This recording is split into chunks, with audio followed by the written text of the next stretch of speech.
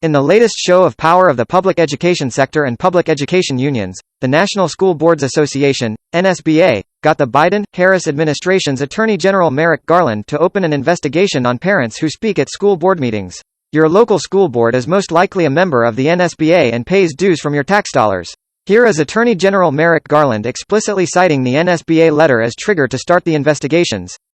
I read the letter, and we have been seeing over time threats. Whoa. I didn't ask you. So you read the letter. That's your source?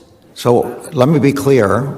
This is not a prosecution or an Is there some study, some effort, some investigation someone did that said there's been a disturbing uptick, or you just take the words of the National School Board Association? Well, the National School Board Association, which represents thousands of school boards and school board members, says that there are these kind of threats. The NSBA appears to be radically partisan. Check out how it is pushing critical race theory/equity into school boards.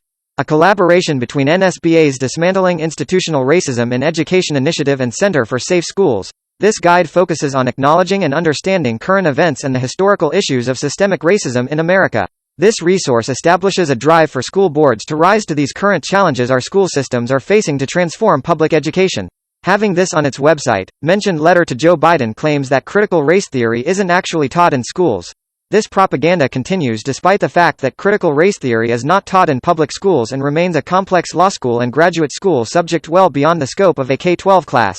Notice how this radical school board member of the Chandler Unified School District in Arizona is almost saying these exact same words. Anti-CRT jargon when we're not even teaching CRT in K-12 schools. It's a very complicated framework that they only teach in law school.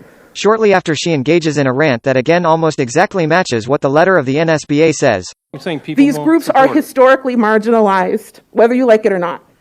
Not now. Well, they are and have always been. Regarding parents showing up at school board meetings to voice concerns, the letter of the radical NSBA demands the following from Joe Biden. As these acts of malice, violence, and threats against public school officials have increased, the classification of these heinous actions could be the equivalent to a form of domestic terrorism and hate crimes.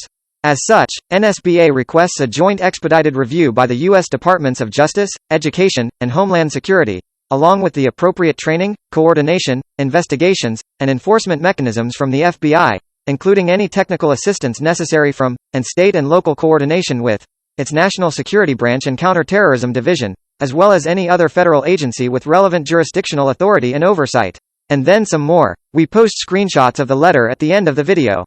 Don't get fooled when the same school boards that send the feds after parents tell you to give them more money, and that it's for the children, when clearly it's not. Say no to the override. In 2022, use your chance to get some of the radical school board members out of their seats, and in their stead put strong and ethical officials who will work for the interests of parents and students.